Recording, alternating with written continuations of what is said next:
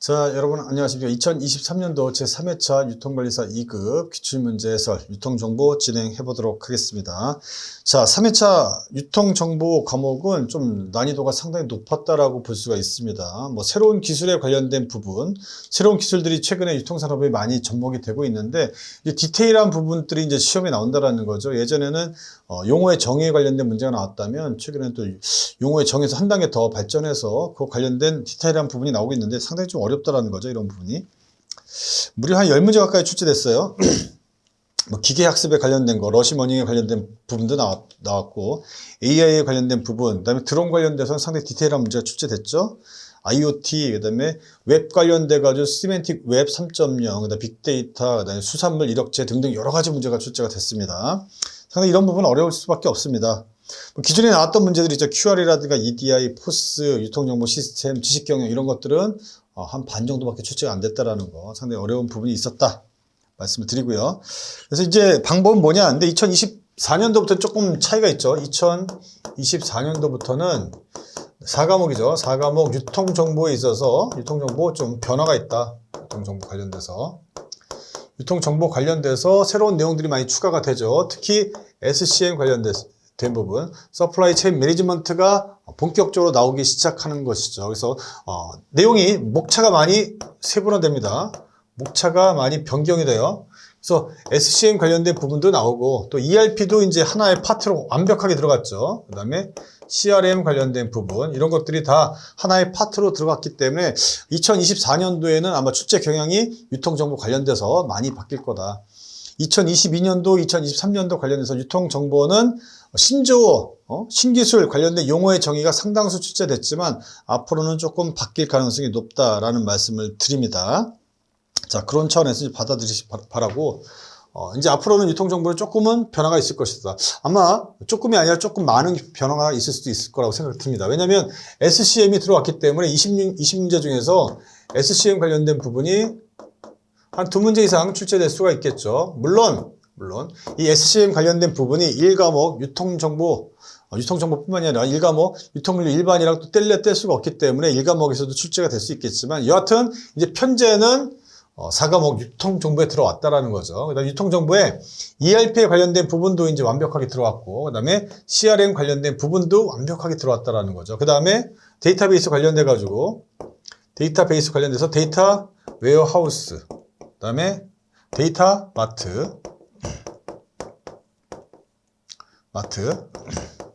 데이터 거버넌스도 있었죠. 데이터 거버넌스에 관련된 부분도 새롭게 추가가 됐습니다. 그 다음에 전자상거래 부분도 하나의 파트로 완벽하게 좀 들어왔고요. 여러 가지 변화가 있을 거라고 생각이 듭니다. 그래서 2024년도 1회차 시험부터는 조금 변화가 있을 거라고 생각하고 아마 1회차 시험에 너무 많은 변화는 조금 어렵기 때문에 기본적인 문제 위주로 좀 나올 가능성도 없지 않아 있다. 이런 말씀 드리면서 문제풀이 진행하도록 하겠습니다. 문제 71번입니다. 이것도 용어의 정의죠. 용어의 정의.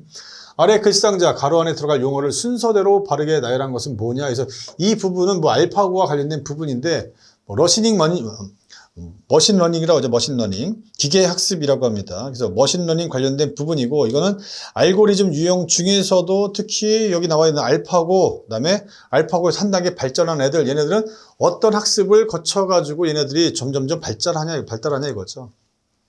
그래서 내용 보면 알파고 기존 버전 알파고는 프로 바둑기사들의 기보 데이터를 대량으로 입력받아 학습하는 지도학습이라고 지도학습이 필요했다. 근데 지금은 그렇지가 않다라는 거죠. 스스로 어떤 기보라든가 이런 것들 가르쳐주지 않아도 스스로 학습을 한다라는 거예요. 이제는 그걸 뭐라고 하냐? 우리는 강화학습이라고 한다. 그 지도학습과 강화학습 용어에 관련된 문제 있는데 이거 어렵죠. 이거 모르는 사람 맞출 수도 없어요. 지도학습을 우리가 좀 자세하게 말씀을 드리면 입력과 이에 대응하는 미리 알려진 출력을 매핑하는 함수를 학습하는 과정이다라고 합니다. 그 다음에 강화학습은 학습자가 행동을 선택하여 행동으로 환경에 영향을 미치고 이에 대한 피드백으로 보상치를 얻어서 학습하는 알고리즘 가이드다라고 되어 있죠. 스스로 자기가 알아서 하는 거예요. 이제 인공신경망 기술을 활용해가지고 AI가 지가 알아서 공부를 한다라는 거죠. 그게 바로 강화학습이다. 자, 72번 가겠습니다. 어려운 문제였습니다. 72번 보면 이것도 드론 관련된 문제인데 드론 관련된 문제가 한 2번 정도 출제가 됐죠. 용어의 정의가 한번 나왔었고 간략한 설명의 문제가 나왔는데 이제는 상당히 디테일한 문제가 나왔습니다. 드론의 구성 요인. 드론도 잘 모르는데 구성 요인이 나왔어요. 설명으로 옳지 않은 것은 드론의 항법 센서로는 전자광학 센서, 그 다음에 초분광 센서, 그 다음에 적외선 센서 등이 있다라고 했는데 항법이란 게 뭐야? 항해를 위한 거잖아. 항해를 위한 거. 항공 운항을 위한 것. 가장 중요한 게 뭐 GPS 이런 게 되겠죠.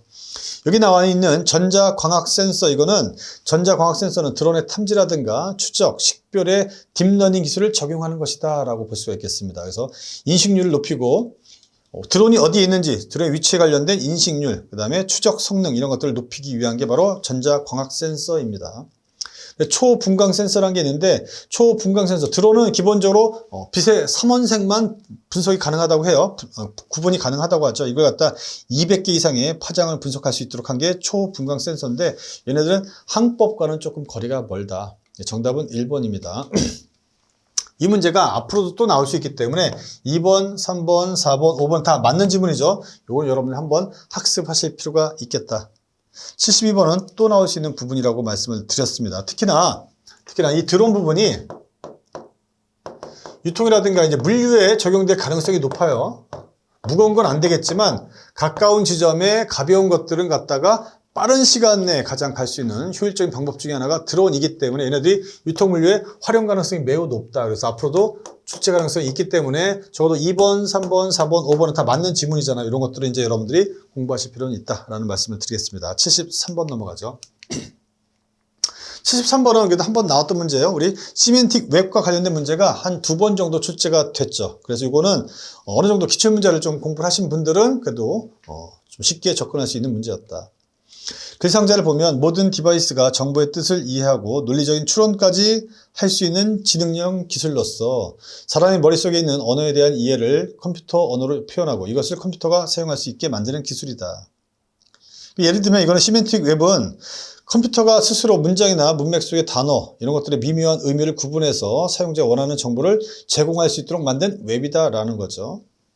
정답은 3번이에요. 3번. 시멘틱 웹 3.0이라고 합니다. 시멘틱 웹 3.0. 이게 원칙적으로 이게 3.0이에요. 3.0.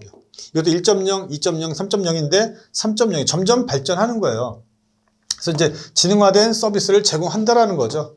자기가 문맥의 어떤 디테일한 의미까지도 이제 파악을 해서 유저한테 제공할 수 있다라는 거죠. 이게 바로 시멘틱 웹이다.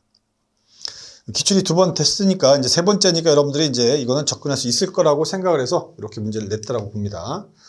정답은 3번. 74번은 조금 쉬운 문제였어요.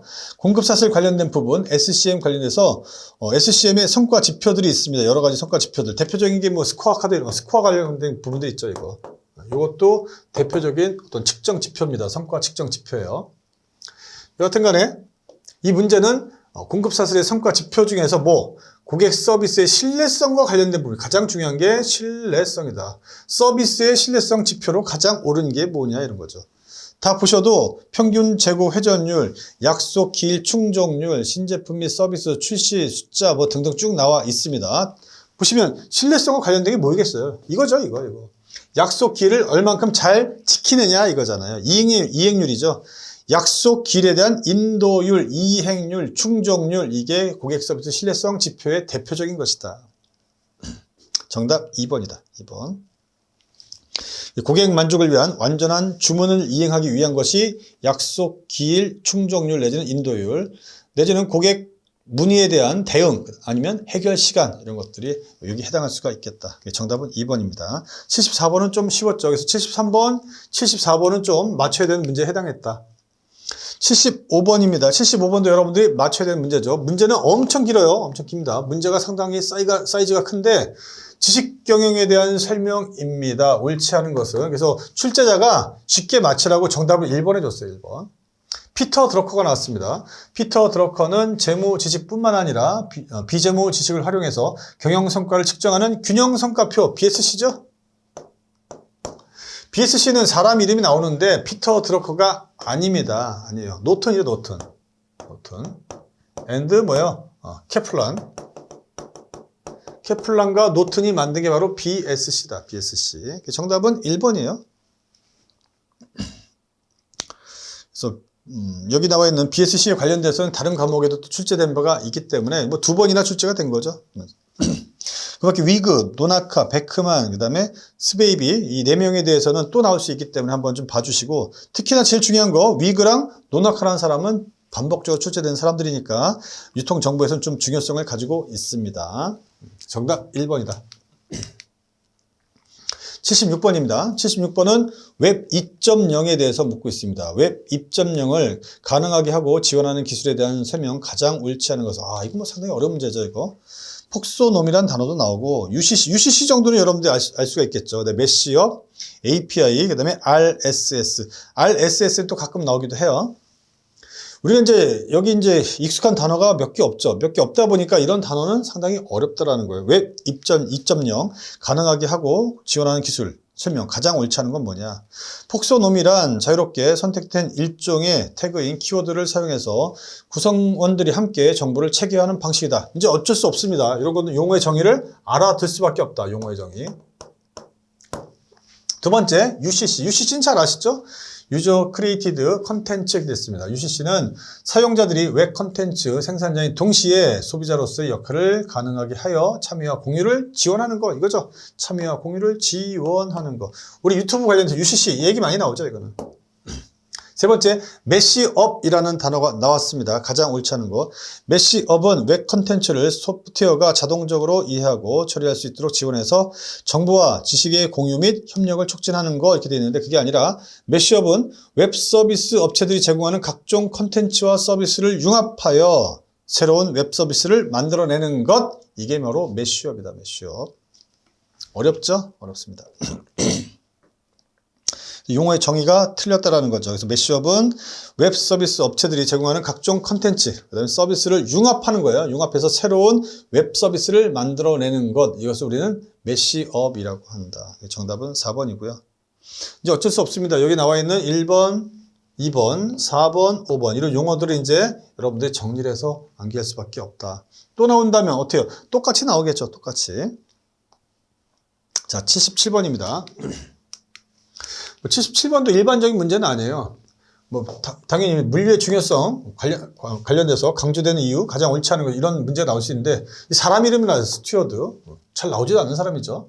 스튜어드가 주장하는 물류의 중요성이 강조되는 이유, 가장 옳지 않은 것은 뭐냐. 재고 비용 절감. 일단은 물류의 중요성이, 물류가 왜 중요하냐? 비용 절감이죠. 비용 절감. 우리 물류 공부를 하면 제3의 이익원이라는 게 나와요. 제3의 이익원. 물류를 제3의 이익원이라고 한다고 합니다. 제1의 이익원은 그럼 매출액이죠. 판매를 통해서 매출액을 극대화하는 거예요. 극대화. 그래서 매출액 극대화가 제1의 이익원입니다. 제2의 이익원은 뭐냐? 비용 절감이죠. 그 원가 절감. 여러 가지 원가를 절감하는 거죠. 사람들 인력도 자르는 거죠. 인력도 잘라가지고 인건비도 절약시키고 각종 비용을 다 절약해보는 거예요. 근데 이것만 가지도 안 된다라는 거죠. 제3의 이익원이 필요하다는 거예요. 제3의 이익원이 뭐였냐? 이게 물류다. 물류. 물류는 생각보다 비용을 절감시키고 서비스죠. 서비스 수준도 일정 부분 올릴 수 있다라는 거죠. 올릴 수 있다라는 거.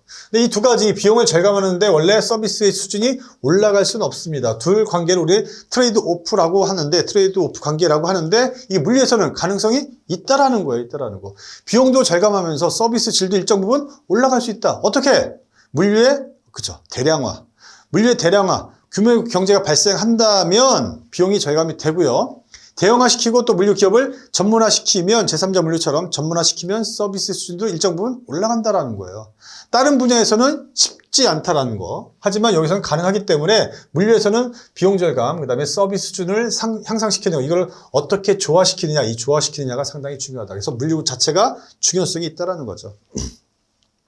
자, 1번 보면 재고 비용 절감하기 위해서 증가된 주문의 수 처리할 수 있는 새로운 시스템 도입 중요하겠죠. 두 번째, 소비자의 제품 가격 인하 요구는 능률적이며 간접적인 제품 분배 경로를 필요로 한다. 세 번째, 기업은 물류 서비스 개선, 그 다음에 물류비 절감을 통해서 고객에 대한 서비스 수준 높일 수 있다.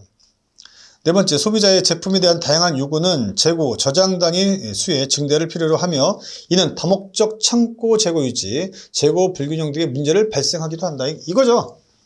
제품에 대한 다양성을 요구한다라는 거 뭐야? 다양한 물류, 그다음에 다양한 서비스를 요구한다라는 거예요. 다양한 서비스, 고객의 서비스에 대응하기 위해서 거기에 맞게끔 여러 가지 시설 장비를 하다 보면 문제가 발생할 수 있다라는 거죠. 비용도 많이 들고, 그죠? 재고 창고도 많이 가지고 있어야 되고, 여러 가지 문제가 발생할 수 있다. 정답은 5번인데, 가격 결정에 있어서 신축성을 부여한다는 부분이 있습니다. 가격을 결정하는데, 제품의 가격 결정하는데, 신축성을 부여한대, 신축성. 이게 무슨 뜻이냐? 신축성이라 함은 가격이 딱 정해져 있는 게 아니란 얘기죠. 상한과 하한이 있어서 이 변동폭이 클 수 있게 만들어 준다라는 거죠. 변동폭이 크려면 전국적인 평균 비용의 산출이 필요한 게 아니라 요거를 인정해 주는 게 중요하다는 얘기죠. 그래서 가격 결정에 있어서 신축성을 부여하기 위해서는 전국적인 평균 비용보다는 개별적인 시장으로서 운송에 소요되는 실제 분배 비용에 의존하는 것이 중요하게 됐다라는 거. 지금은 개별적인 기업한테 맡기라 이거예요. 이 파트에 있어서, 이 파트. 누구? 스튜어드가 주장한 바에 의하면 물류 중요성과 관련돼서 뭐야? 신축성을 두라는 거죠, 이거는. 평균적으로 딱 정해진 가격을 하는 것보다는 이 비용 관련돼서는 신축성을 좀 두라는 것이죠. 예, 전국적인 평균보다는 개별 시장으로서 운송에 소요되는 실제 분배 비용에 의존하는 것이 조금 중요해졌다. 정답은 5번이다. 우리 이제 기본적으로 이제 표준화시키면 어때요? 표준화시킨다라면 표준화한다라는 건 모든 사람들이 동일하게 한다라는 거죠. 표준화는 다른 말로 하면 규격화잖아요. 규격화. 이거는 어떤 일정 한 점으로 모이게 하는 거죠. 거기에 비해서 표준화가 아니라 뭐 다양화죠. 다양화. 다양화시킨다라는 건 이거는 다른 말로 하면 신축성이 있다라는 거예요. 신축성이 있다라는 건 딱 정해진 가격이 아니라 상한과 하한이 있다. 이걸 맡기겠다. 개별 기업한테 맡기는 것이 좋겠다라는 것이죠. 정답은 5번입니다. 뭐 이런 문제도 뭐 쉬운 문제는 아니다. 78번은 좀 쉬운 문제죠. 포스에 관련된 부분.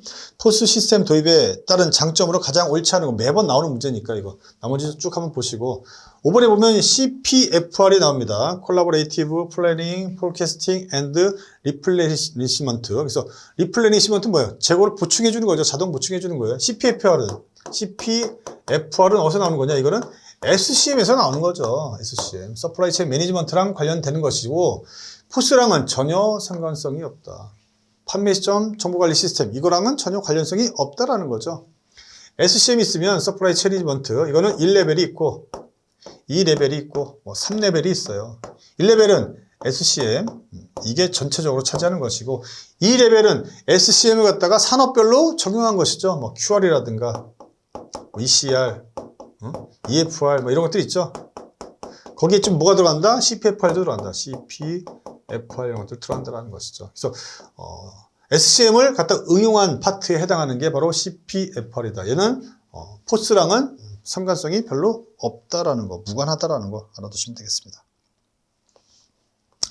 네, 79번 보도록 하죠. 79번은 여러분들이 쉽게 맞힐 수 있는 문제다. 그래서 78번, 79번 이런 문제는 당연히 정확하게 맞춰줬어야 된다. 79번도 나왔었던 문제죠. 빅데이터 관련된 문제입니다. 빅데이터 분석 기술 중에서 아래 글상자의 설명하는 용어로 가장 옳은 것은 뭐냐. 빅데이터 분석을 통해 가지고 어떤 규칙이라든가 패턴을 찾아내는 거잖아요. 이제 박스에 보면 관찰된 연속형 변수라는 단어가 나오고 이에 대해서 두 변수 사이에 어떤 모형을 구한 뒤 적합도를 측정해내는 방법이다. 시간에 따라 변화하는 데이터나 변수들의 어떤 영향 및 가설적인 실험, 그 다음에 인과관계라는 게 포인트가 되겠지. 이게 가장 큰 포인트다. 인과관계 모델링 등의 통계적 예측에 이용될 수 있는 것 뭐냐? 감성분석, 기계학습. 기계학습은 아까 76번에 나왔던 문제예요. 그다음에 회귀분석, 텍스트 마이닝, 오피니언. 텍스트 마이닝도 우리 기출에 한번 나왔었죠. 그 다음에 정답은 3번 회귀분석이에요. 회귀분석. 회귀분석은 인과관계 모델을 갖다가 그쵸 규명하기 위한 거잖아요. y는 a 플러스 bx. x가 뭡니까 이게? 그쵸 이게 독립변수죠. 독립변수와 독립변수 다른 말로 원인변수라고 하죠. 근데 y는 종속변수예요. 종속변수. 다른 말로는 결과변수라고 합니다. 결과변수. 원인과 결과, 이게 뭐예요? 인과죠. 인과관계. x가 변했을 때 y는 어떻게 같이 따라서 변하는지를 갖다 보는 게 바로 인과관계다. 그래서 빅데이터 분석 기술 중에서도 회귀분석 모형을 이용한다라는 거 알아두시기 바라고요. 그 다음에 텍스트 마이닝이라든가 이런 것들도 기출됐었으니까 같이 한번 봐주시기 바랍니다. 그 다음에 76번에서는 기계학습과 관련된 부분 또 출제가 됐었죠. 자, 80번 넘어갑니다. 80번. 이것도 맞춰주셔야 되는 문제. 80번도 EDI에 관련된 문제인데 이것도 맞춰줘야 되는데 문제가 무지하게 길어요. 무지하게. 엄청 길죠? EDI는 기업 간에 교환되는 거래 서식을 컴퓨터로 작성하고 통신망을 이용하여 직접 전송하는 정보 교환 방식이다. 이게 용어의 정의죠. 용어의 정의 오케이. 맞죠? 2번 EDI가 이루어지기 위해서는 거래 업체들 간에 서로 교환할 데이터의 형태와 그 데이터를 어떻게 표현할 것인가에 대한 상호 합의가 필요하겠죠. 오케이. 3번 EDI를 이용하면 지금까지 종이 형태의 문서에 기록하고 서명한 다음에 그러니까 페이퍼리스예요. 페이퍼리스. 이제 종이를 이용하지 않겠다라는 거죠. 전자적으로 운송되고 처리된다. 맞죠? 이것도 오케이. 네 번째, EDI는 교환되는 거래 문서에 대해서 통용될 수 있는 표준 양식이 정해져, 표준 양식이 있어야 돼요. 이게 가장 중요한 부분이죠. EDI는 교환되는 거래 문서에 대해서 통용될 수 있는 표준 양식이 정해되어 있어야 됩니다. 이를 통해서 전달되는 데이터의 형식이 통일된 후 이러한 데이터가 일정한 통신 표준에 입각해서 상호간에 교환될 수 있어야 된다라는 게 이게 바로 전자 문서 교환인 것이죠. 1번부터 4번까지는 다 맞았어요. 근데 5번에 보면 전자문서의 사설표준이라는 얘기가 나오는데 전자문서는 사설표준에서는 안 돼요. 이거는 사설표준이 아니죠. 이건 세계적으로 통용되는 것이기 때문에 국가 간, 기업 간, 세계 글로벌 간 통용되는 거죠. 국제표준입니다. 국제표준. 그래서 이거는 사설표준이 아니라 필요한 건 국제표준이 필요하다. 그래서 이언이란 곳에서 만든 이언컴이라는 게 있어요. 이언컴. 이게 뭐다 이게? 이게 국제표준에 해당하는 것이다. 사설표준이 아니라 국제표준이다. 정답은 5번입니다. 5번. 이게 상당히 길어요. 근데 1번, 2번, 3번, 4번은 보면 이건 주로 많이 나왔던 기출지문에 해당하는 것이죠. 그래서 5번이 정답이라는 거 정도 체크하시면 될 것 같다. 그래서 80번도 맞아야 될 문제에 해당한다. 물론 지문이 상당히 길지만 1번, 2번, 3번, 4번은 지금까지 많이 나왔던 지문들이죠. 그러니까 5번 이건 맞춰주셔야 된다.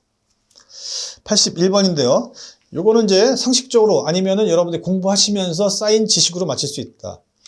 유통정보혁명 시대에서 유통업체의 경쟁 우위 확보 방안 가장 옳지 않은 것은 1번 마케팅 개념 측면에서 유통업체는 제품 및 판매자 중심에서 고객 중심으로 변화한다. 이미 많이 했었죠. 공급자 중심에서 뭘로? 관리 철학이 옮겨가는 거예요. 누구? 고객 중심으로. 고객 중심으로. 그러니까 지금은 고객 만족이 매우 중요하잖아요. 이거 당연히 맞겠죠. 오케이. 2번 마케팅 개념 측면에서 유통업체는 매스 마케팅에서 그죠? 매스는 덩어리잖아요. 덩어리. 이거는 표준화라고 그랬어요. 표준화. 표준화된 서비스에서 뭘로? 1대1 마케팅. 1대1 마케팅. 1대1 마케팅 다른 말로 커스터마이제이션이라고 그러죠. 커스터마이제이션. 다른 말로 하면 1대1 마케팅 내지는 개별 고객화. 개별 고객화. 표준화가 아니라 개별적으로 1대1 마케팅을 해줘야 된다는 거. 이렇게 옮겨가고 있다. 세 번째, 마케팅 개념 측면에서 유통업체는 기존의 다이렉트 마케팅에서 푸시 마케팅으로 변해야 된다. 푸시하는 건 옛날 얘기죠, 이거는. 푸시하는 건 전통적인 거예요, 전통적인 거. 푸시는 누구? 공급자. 공급자가 우위에 있을 때, 공급자가 갑이었을 때 했던 행태이다. 지금은 푸시가 아니라 뭐예요? 풀마케팅이죠, 풀마케팅. 내지는 지금 D2C라고 그러죠. 다이렉트 투 커스터머. 기업이 누구한테? 커스터머한테 직접 뭔가 서비스를 한다라는 거죠. 누군가를 거치지 않고 할 수도 있어요. 여하튼 지금은 직접 마케팅이 매우 중요하다. 직접 마케팅. 다른 말로 다이렉트 마케팅. 다이렉트 마케팅이 훨씬 더 중요해졌다라는 거. 이건 틀렸죠? 푸시 마케팅으로 변화해야 되는 거 아니에요. 옛날 얘기예요. 옛날로 회귀하자는 건 안 된다는 얘기죠. 정답은 3번이죠. 뭐 어렵지 않은 문제였습니다. 82번 또 지문이 무지하게 깁니다. 무지하게 길어요. 유통정보 시스템의 개념에 관한 설명 가장 옳지 않은 것은 뭐냐. 1번 물류비용과 재고비용을 감축하여 채널 단계에 참여하는 모두가 이익을 얻을 수 있어야 된다. 이게 상당히 중요하죠. 비용절감이에요. 비용절감. 유통정보 시스템을 구축해서 비용을 절감하는 게 상당히 중요하죠. 2번 유통정보와 프로세스의 흐름을 확보해서 시간차로 발생하는 가시성 문제를 최소화한다라는 거. 가시성이 문제가 되면 안 된다라는 거예요. 가시성이 높아져야 된다라는 거죠. 가시성, 영어로는 비저빌리티라고 그래요. 비저빌리티. 눈에 보여야 된다라는 거죠. 물류라든가 유통의 흐름이 눈에 보여야 돼. 추적이 가능해야 된다는 얘기예요.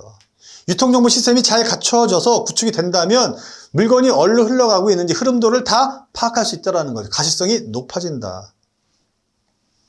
그래서 가시성 문제를 최소화하는 게 매우 중요한 것이죠. 가시성이 문제니까 문제되는 것을 없애는 게 뭐야? 가시성을 높이는 것이죠. 세 번째, 유통정보 시스템은 경영자가 유통과 관련된 기업의 목표를 달성하기 위한 효율적이고 효과적인 의사결정을 하는데 필요한 정보를 제공하기 위해서 설계된다. 용어의 정의입니다. 용어의 정의. 네 번째, 유통정보를 지원하는 정보 시스템으로, 이게 뭐예요? 유통정보 시스템이겠죠?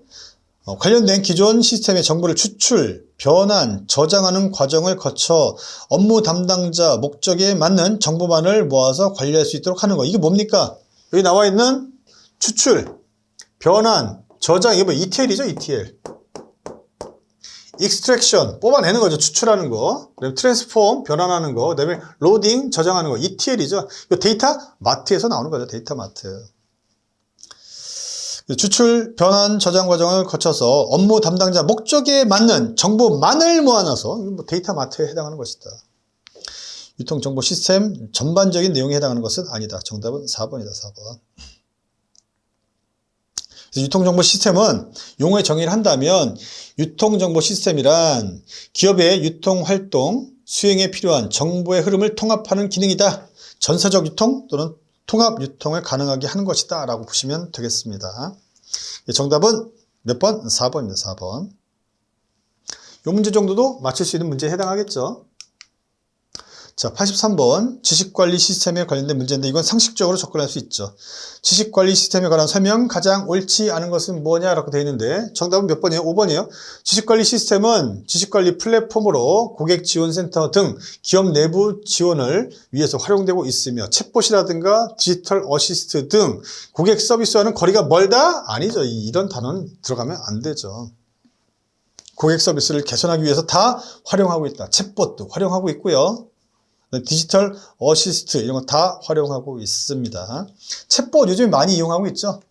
인터넷 관련해 가지고 어떤 상담 기능들을 챗봇으로 많이 대체하는 경우가 많이 있어요. 자, 84번 가도록 하겠습니다. 84번 아래 글상자 가로 안에 들어갈 용어 순서대로 바르게 나열된 것. 이런 문제는 솔직히 좋은 문제가 아닙니다. 용어의 정의를 갖다 가로 문제 이렇게 계속 내는 것은 그렇게 좋은 문제는 아니다. 우리 76번도 이런 문제였잖아요. 그렇게 좋은 문제는 아니에요. 이거는 알면 맞히고 모르면 찍을 수밖에 없는 문제잖아요. 뭔가 지문을 준 다음에 이거를 분석하고 한번 생각하고 그동안 있던 지식을 활용하게끔 하는 문제를 내줘야 되는데 이건 알면 모르고 모르면 찍어야 되는 이런 문제는 그렇게 바람직한 문제는 아니다.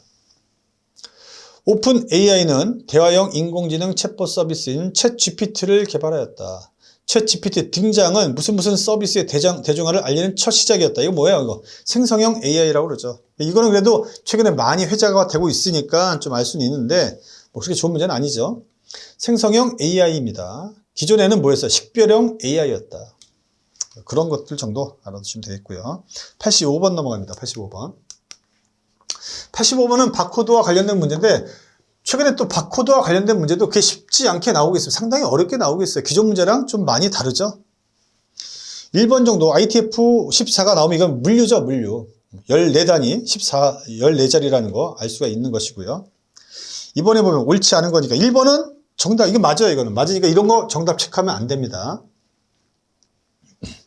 2번 GS1 데이터 매트릭스라는 게 나옵니다. GS1 데이터 매트릭스는 우리나라 의약품 및 의료기기에 사용되는 유일한 의약품 바코드로서 다양한 추가 정보를 입력하면서도 작은 크기로 인쇄가 가능하다라고 되어 있습니다. 그래서 GS1 데이터 매트릭스는 미국에서 개발된 흑백 격자무늬 패턴입니다. 정보를 나타내는 매트릭스 형식의 2차원 심볼이라고 할 수가 있겠습니다.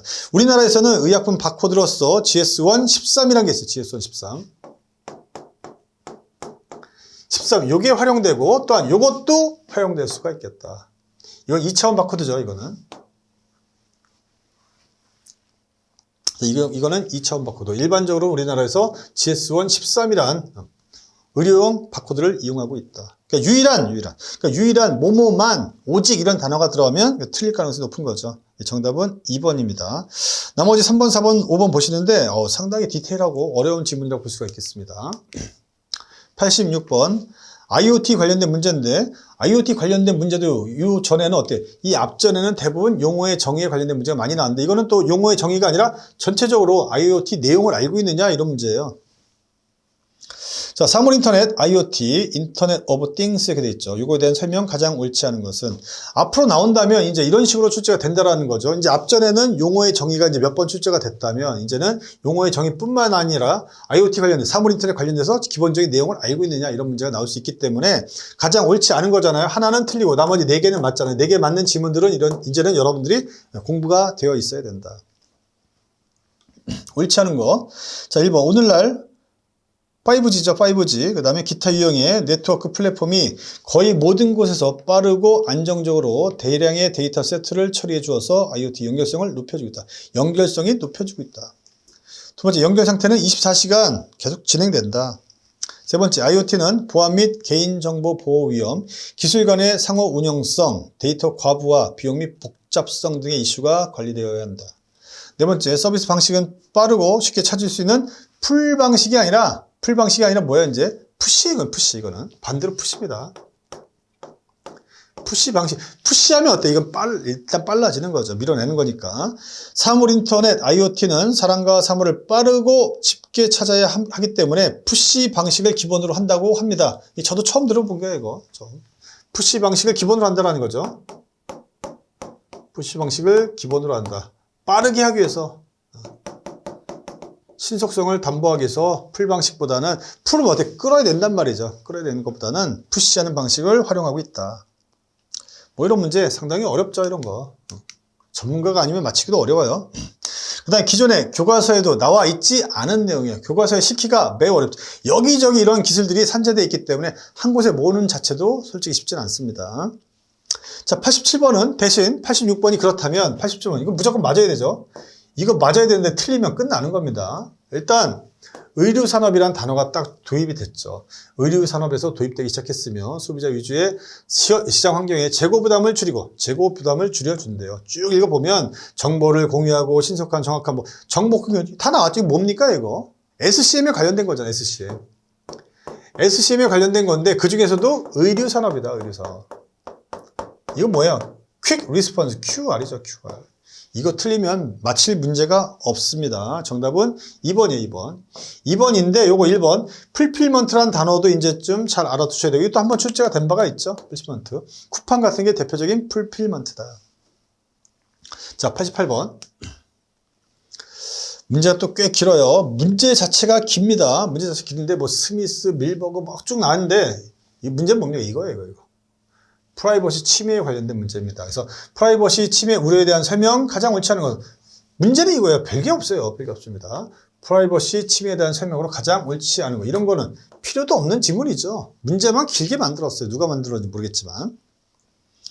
간단하게 다음 중 프라이버시 침해 우려에 대한 설명 가장 옳지 않은 것. 이렇게 내면 얼마나 좋습니까? 문제만 길게 만들었죠. 문제 질이 이렇게 좋지도 않습니다. 이게 보면. 자, 1번 보면 유통업체가 지나치게 많은 개인정보를 수집하는 것에 대한 우려가 나타날 수 있다. 두 번째, 유통업체의 정보 시스템에 저장된 개인정보의 권한이 없는 부적절한 접근에 대한 우려가 나타날 수도 있다. 이런 부분이 있죠.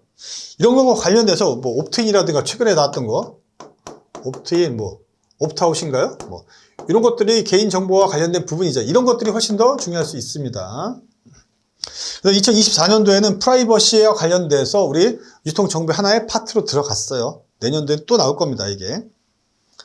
3번에 보면 유통업체에서 인가받지 못한 개인정보에 대한 2차적인 이용에 따른 우려가 나타날 수도 있겠다.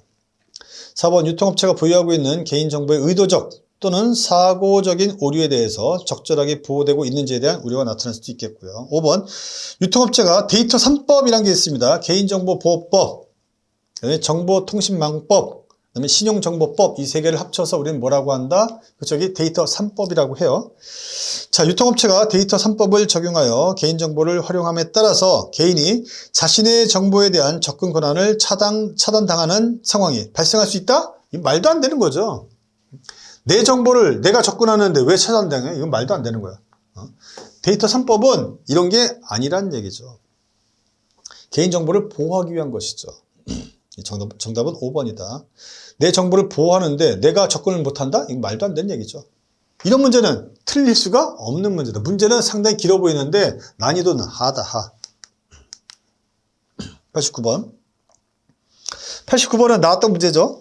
빅데이터는 다양한 유형으로 존재하는 모든 데이터가 대상이 된다. 데이터의 유형과 데이터의 종류, 그에 따른 수집 기술의 연결이 가장 옳지 않은 것. 정형 데이터. 일단 세 가지가 있잖아요. 정형 데이터. 그 다음에 반정형이라는 게 있죠. 반정형. 비정형이라는 게 있죠. 비정형 데이터가 있다. 일반적으로 정형 데이터는 그 데이터베이스에서 주로 하는 것이고, 자, 우리 이제 지금 여기 말하고 있는 빅데이터에 가면 빅데이터는 이것도 분석할 수 있고 이것도 분석할 수 있고 이것도 분석할 수가 있습니다. 정형 데이터는 필드값이 있어야만 우리가 분석할 수 있는 거예요. 거기에 비해서 얘는 그렇지가 않다라는 거예요. 비정형 같은 경우는 흘러다니는 모든 정보들을 다 분석할 수 있다라는 거죠. SNS에 흘러다니는 거, 유튜브에 뭐 어떤 영상 같은 것들 뭐 다 할 수 있다라는 거죠. 가장 옳지 않은 거 1번 정형 데이터 RDB, 그다음에 ETL 이렇게 돼 있고요. 그다음에 정형 데이터 RDB, 오픈 API 뭐 이런 것들이 있고, 근데 반정형 데이터인데 반정형 데이터, 반정형이잖아요. 이거는 인터넷 기사라든가, 그다음에 텍스트 파일, 그다음에 HTML 같은 것들이 여기 해당한다라는 거죠. 비디오는 어디에 해당할까요? 비디오 같은 경우는 비정형에 해당할 수 있겠죠, 이거. 그거 틀렸고. 반정형은 주로 인터넷 기사라든가 텍스트 파일, 그 다음에 대표적인 게 HTML. 이런 것들 대표적이죠. 아니면 XML. 그 다음에 JSON. 뭐 이런 것들.